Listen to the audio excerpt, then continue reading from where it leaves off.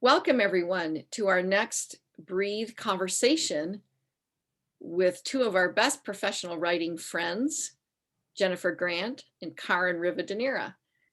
We are going to talk today about writing for children and middle grade readers. And we're going to have a conversation with these two accomplished and well-published writers in this area. So Jen, why don't you start by introducing yourself, and then Caryn, you follow her. Great. Well, hi, everybody. I'm so happy to be talking to Breathe community folks. I've had such great experiences meeting some of you in person over the last several years speaking at Breathe, and I missed that. I'm sorry. You know, we've all had different experiences now of doing calls like this, which are fun, but I just so look forward to when we're all together again in the flesh and we get to, laugh together in the same room. And I don't know, I'm kind of goosebumpy excited about that. But yeah, I am a writer for both children and adults. And I'm actually coming up on 10 years of being a published author this summer. And my first book was a memoir called Love You More. And it was about adopting my youngest child. And then I wrote a number of other works of nonfiction, memoir, and then a few years ago, I started publishing books for children. And my first book for kids was with Beaming Books. And it is called Maybe God is Like That Too.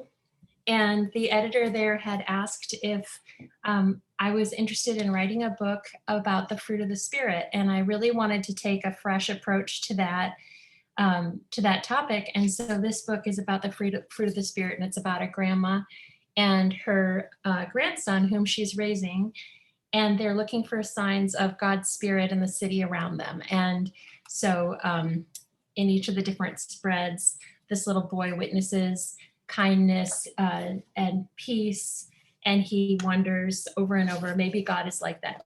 That's the refrain of that book.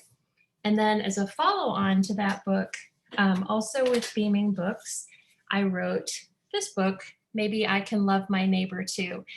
And again, the ideas of the books that I've done with Beaming Books are to kind of address a theological, maybe a complex theological idea or message, like the fruit of the Spirit or like loving your neighbor, but in a really simple, relatable way for kids.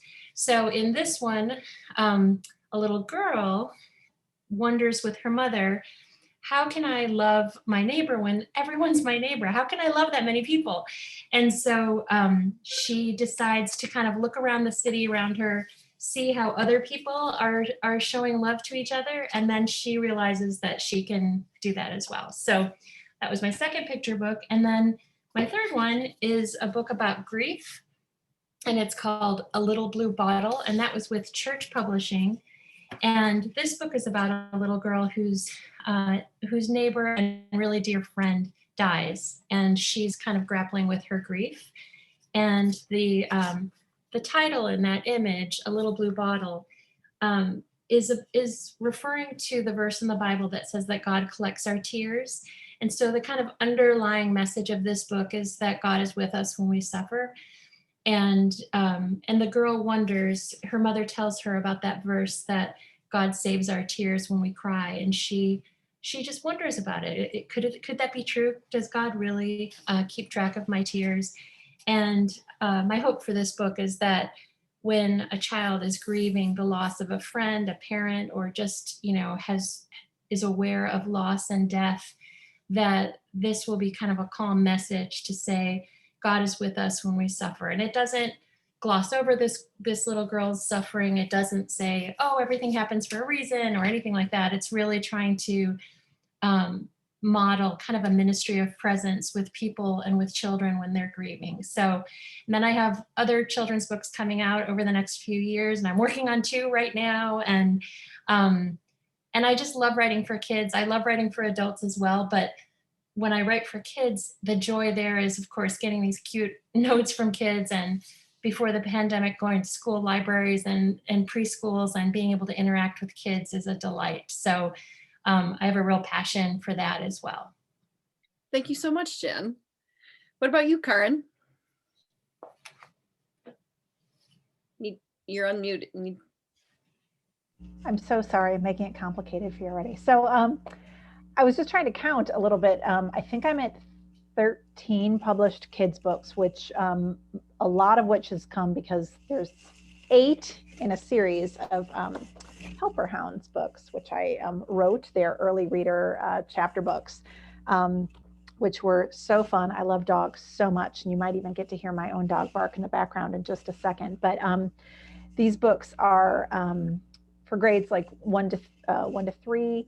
And they center on the idea of emotional support animals. They are told from the perspective of the dogs, which was an interesting sort of exercise, but kind of also highlight some just different issues that go on with kids, and I think ways that dogs help us. My first actual children's book, though, that's not quite true. I wrote a storybook about Noah's Ark, but I had written Grit and Grace several years ago now, but this is I love this book so much, about women of the Bible. Heroic Women of the Bible is the subtitle. And it's basically telling the stories of some of our favorite women in the Bibles from their perspective in first person, and then just offering some little questions at the end, prayer prompts, to make it so that you can either just read it to enjoy the stories or in more of a devotional experience. This was with Beaming Books as well, although it used to be called Spark House back in the day when I published. And then there was also a follow-up to that, a picture book version called Gritty and Graceful, which after writing longer form about these women proved to be really difficult. It's hard to go from telling somebody's whole big story to being like, now you have 40 words, you know. But it was a fun challenge because it allowed me to sort of focus in on that nugget about their life and what really made them special, and to kind of, you know, go after younger readers. And sort of like Jen said, I mean, it's been really fun getting the feedback from all these books. You know, you never know when you send a book out into the world, how is this going to affect someone, or how's this going to respond? Is anybody connect with this? And particularly with Grit and Grace and Gritty and Graceful, I've just got some really fun feedback from people.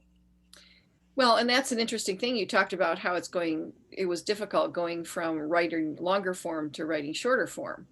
Well, people like to think that writing children's picture books, early reader books, middle grade books is pretty easy. I mean, you know, it's pretty short. How hard can it be?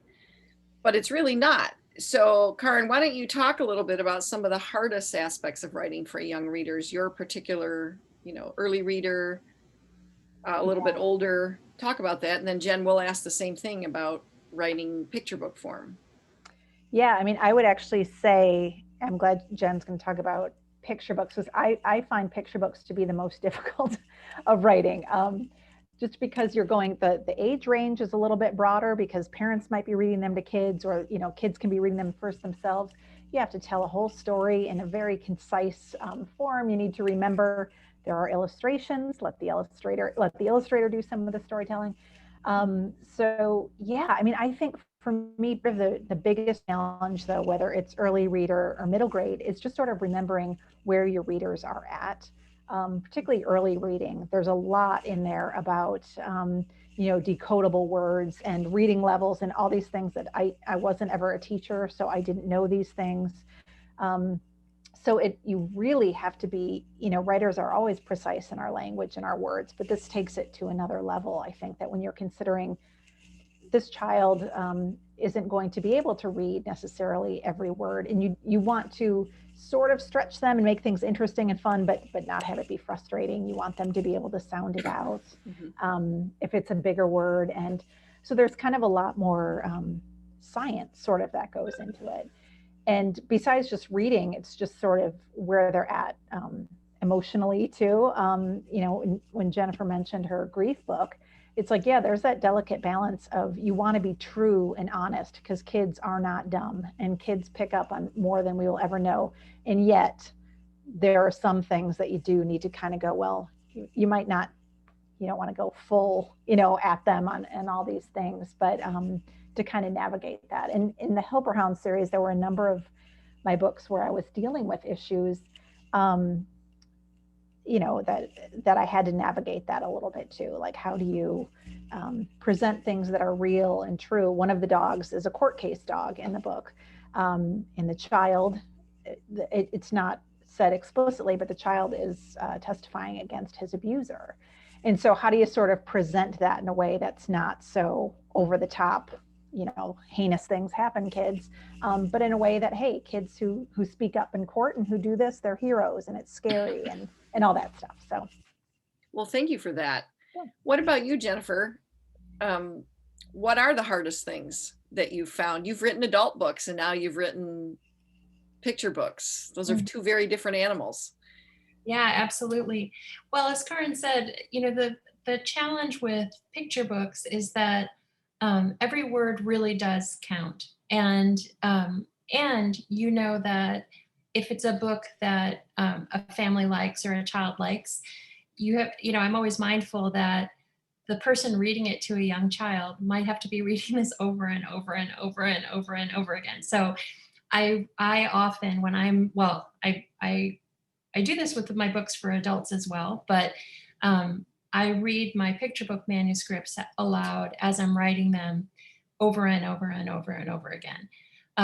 In part to see, you know, are there sentences that kind of make my, you know, that snag me, you know, where the sounds of the words are difficult to say, or is there a rhyme that will drive the, you know, parents bonkers because it's annoying, you know, and so I really play with internal rhyme. I'm not, you know, we have many friends, and in the Breathe community as well, like Glennis Nellist, who's so talented, and Crystal Bowman as well with rhythm and rhyme. I love poetry, and I love kind of subtle rhyme, but I think that that particular gift is one that at least I haven't discovered in myself yet. Whereas I read their work and I think, wow, they are truly gifted in that area. So, you know, they would answer probably in a different way about the way they craft books for young children with paying so much attention to rhythm and rhyme. For me, it's more like reading it aloud, kind of trying, I do hope that there's parts that have subtle rhyme or subtle rhythm. And I do play with, you know, the length of each sentence and trying to make it a pleasurable experience for the person reading it out loud to the child. With also the knowledge that you have to grab that young reader from the first, you know, first moment. You know, you think of, like, for instance, Where the Wild Things Are, and it starts with such a boom, you know, yeah, you know, the night Max wore his wolf suit and made mischief of one kind and another. You know, it doesn't say Max was a little boy who was naughty sometimes. You know, it doesn't sort of slowly tell that story. You just jump right in. And that's necessary when you're writing for young children, because they'll hop off the parent's lap, or they'll slam the book shut if it doesn't grab them. So that's another challenge. And that's something that when I'm working with people, either in the context of a conference or if it's a editorial client of mine, I always sort of, often I need to say to the person, you need to grab that little reader's attention, you know, from the get-go. Now, if you're writing for adults and you're writing a memoir or anything, adults probably will give you a few pages. You know, they'll kind of come along. They've picked up this book. They're interested in the content. They'll kind of, you know, give you a break if you don't really get started for a few pages. But a child, you must grab from the beginning. So that's another thing that's difficult about writing for kids. And you're absolutely right. And when I hear people say, you know, oh, well, how hard can it be? It's only a few hundred words. That's often someone who hasn't written for children or hasn't had that writing published, because it is a tough market, and it is editors want so many things from a picture book. They want it to, as Caryn said, like, invite the imagination and the skills of an illustrator. It really is a marriage between the text and the pictures, and the illustrator brings so much. And so there's all these different challenges in working in this category of children's literature, but it's also really joyful, and it is. I love it, and I love also seeing, you know, the finished book. You know, this one on grief. You know, my illustrator, who was wonderful for this, just brought so much to this story, just the emotion. This is the neighbor who has died, and the little girl is remembering her, and just the facial expressions, or actually the emotional kind of resonance, because of the colors this illustrator chose to use, and the expressions on the faces of the people in this story are just, they're just beautiful. And it's such an honor to publish a book and know that it was a true collaboration in terms of what all the illustrator brought to the project. That seems like something you especially love, is that Mhm. collaborative process. Yeah. When you think about it, what are some of your best resources that you use even now as you write, for those writers who are just getting into the business, or who is well established? What resources would you recommend? Well, one thing, and Caryn, I'm sure you have other ones as well, but one thing I do think that is helpful is remembering, again, I'm speaking really to picture books, but remembering that the readers, they might be just little listeners, not readers, but kind of remembering the developmental stages that kids go through. And so sometimes when I'm beginning a project, I will refresh my memory. I'll go online and just look at, the American Academy of Pediatrics or whatever, and review, okay, a 5-year-old, what are their fears? What are they able to do? Can they tie their shoe? I did use that in maybe God is like that too. There's one of the spreads is the little boy struggling to tie his shoelaces, and the teacher helps him, and he says that's like patience. Maybe God is like that too. Well, that idea for the shoes, I believe I got that idea of having just reviewed what kids struggle with, and a kid his age might not be able to tie shoes consistently. And so putting in details like that and remembering the age and the developmental stage of our readers helps the reader relate to the story and feel acknowledged and seen. Just like when when I read a novel about a middle-aged woman, I might feel reflected or seen or understood by it. And we need to kind of reflect and relate to our young readers as well.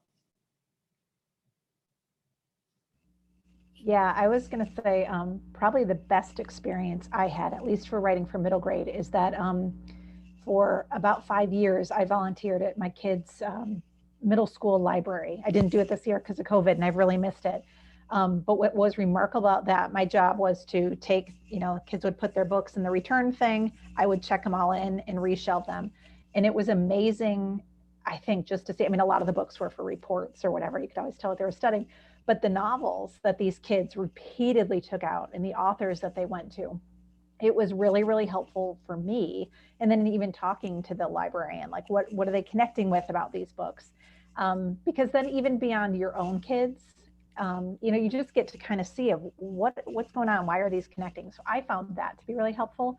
And I know librarians all around you would be delighted to have more volunteers once COVID's over. But the other thing that I have done a lot, and I don't have any examples that are coming to mind, but the various agents and editors who represent these genres, a lot of them have, their own websites or blogs or things that they're doing where they are writing about issues that they see. Maybe they're, I've read so many articles about, maybe an agent saying, here's what's wrong with a number of the stories that I'm seeing. And that I find so helpful, because you can read these things, even if you're experienced, even if you think you know what you're doing, but they might highlight something that you go, oh goodness, I totally do that. Or I never thought about that as a problem. Mm-hmm. So, I mean, the internet is it continues to be obviously a wonderful resource. And anytime you can, be following other writers, agents, editors, all that stuff, even if it's just on Twitter, because there really is a wealth of information that gets shared. And I continue to learn new things all the time. That I just find really helpful. Well, I just went on Amazon just now while you guys were talking and wrote in writing for children. Mm-hmm. And there is a wealth of interesting resources that you can get online, just books, how to write for children, that kind of thing. Now, I know Crystal Bowman talks about, it's a book, it's a reference tool about vocabulary at different levels for children. Mm-hmm. And I can't find it on here, but maybe we can post that on the Breathe website. But it might be older too, but she uses that all the time. It would be used for teachers even to know what kinds of words kids understand at particular ages. So Yeah. right. Another great resource, and for anyone who's listening who has a passion for writing for kids, even if you haven't published yet, and I think Caryn would agree, joining the Society of Children's Book Writers and Illustrators, and it isn't only for people who have published a book, but once you join that, and it's something like $40 a year maybe, there is kind of an unending wealth of resources, things you can download, local writers groups you can get in touch with. They have a book called The Book that they put out every year with agents and editors and what people are looking for. And so I often, and I think Caryn does as well, encourage people to join that. And it just helps you see what other people are putting out right now and what other people are writing now. And I think a mistake that some of us make when we start to write for kids is that we kind of remember books that mattered to us or mattered to our children, but we don't really dig deep and look at what's being published now. And so, like, to Caryn's point about working at the middle school library, you see what actual kids are actually reading. And we need to do that too as writers for children. So really it's read, read, read. Yes. Both children's books as well as the reference tools that help you with that. And I think that's grand advice, because you can't write a children's book if you haven't read children's books. You can't write a middle grade or an early reader or a picture book if you don't read them. It's very true. To board books as well. And I think we do get, sorry. I was going to say that I think we get caught up in, like Jennifer said, that, the great books and our favorites from when we were kids. And a lot of them hold up. Some of them don't, for various reasons. Sometimes you go back and, I remember reading my kids Curious George when they were little, and they were like, why did he kidnap the monkey? It was like, how many times had I read that book? And I was like, it didn't, and I loved animals. So, it's just, there's some interesting things. So it is good. And there's so much good stuff being published right now. I mean, there's just so amazing writers. Speaking of that, Caryn, do you have any classic favorite children's middle grade, early reader books and some new ones that you'd like to recommend? So I have, the first one, I went and grabbed it actually. So this is maybe, and Neil Gaiman also writes for adults, of course, but The Graveyard Book might be one of my all-time, and it might even be classic at this point because it's probably 20 years old, so I don't know. No, it's 2008, not that old. He, I think, is one of my most favorite living writers, but between this and like Coraline, just an absolute master, because he writes beautifully, and he covers things in a way that are, kind of scary. And you think, this book opens with a murder. Wow. But yet it turns into the most, Jennifer's laughing because I'm so morbid, but which is unbelievable. But it turns into the most beautiful book about humanity that is told by ghosts. And I think, like, one of the things, so you imagine like trying to pitch that idea and people would be like, yeah, it's not going to work. Kids are not going to, whatever. And it just is so great. But I'm trying to think about some of the classic ones. I was thinking about, like, The Secret Garden was, I don't know, even know if that counts as middle grade or where that would, I guess that's maybe younger, but that's a book like that was totally one of my favorites. And I loved the book. I saw the musical on Broadway. I loved every movie about it. Could never get any of my kids interested in that book. So that's kind of an example of like things like the Yorkshire stuff just didn't fly with them, but that's probably one of my favorites still. What about you, Jen?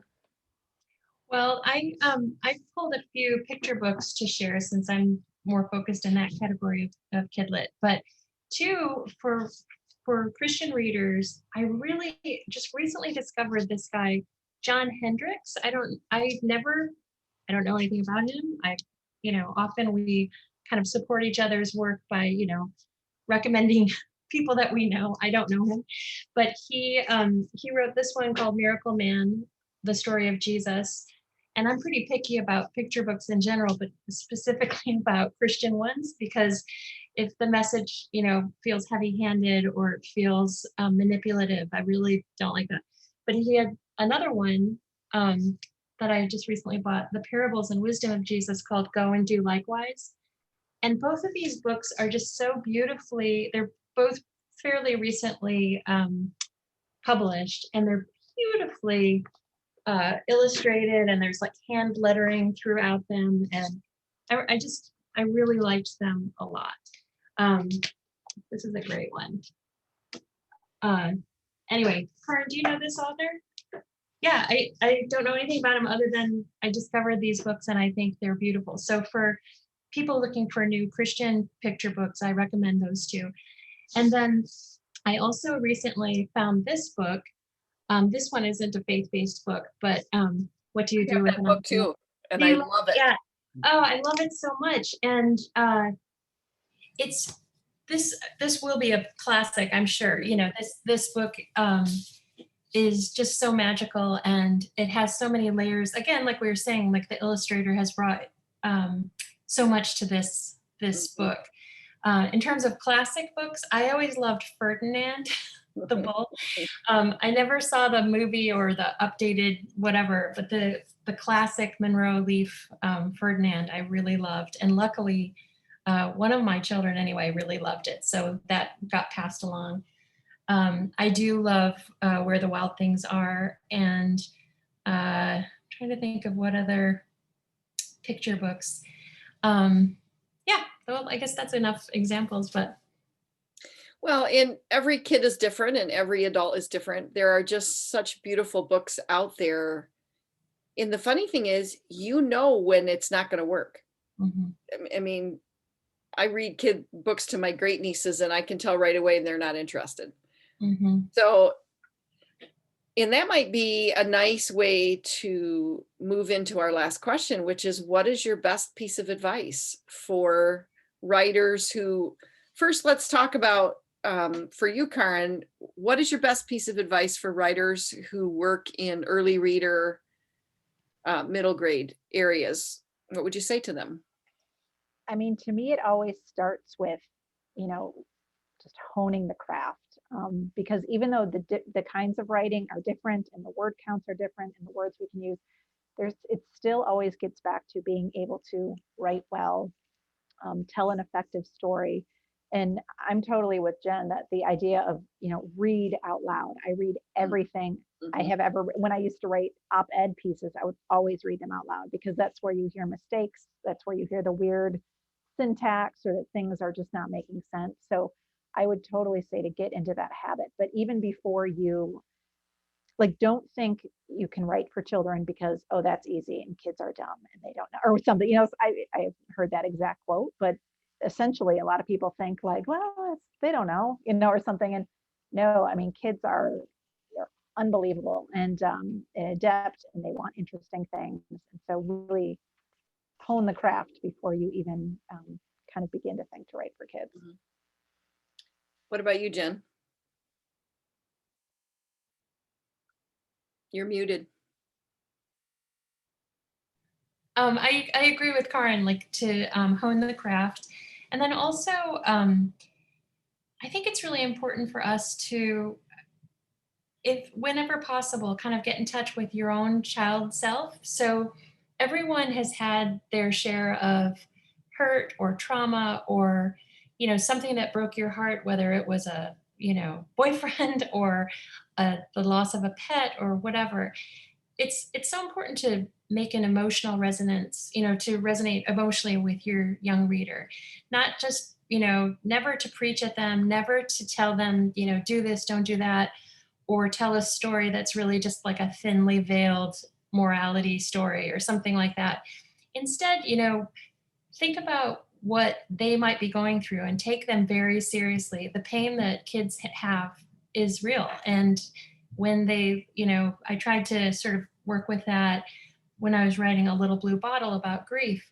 Kids grieve and kids have real life experience. And sometimes we might think, oh, it's, the idyllic childhood, we'll just write a fun little fairy story. But remember that they have points of pain. They have felt needs. They have, they have to be brave. They have to be strong when they don't feel brave or strong. And so I would say, other than, read, hone your craft, get into critique groups. Another mistake that I think some people who are just new to writing for kids do is they're like, this book is, I've written this manuscript and I know it's great because I read it to my neighbor friend and they loved it.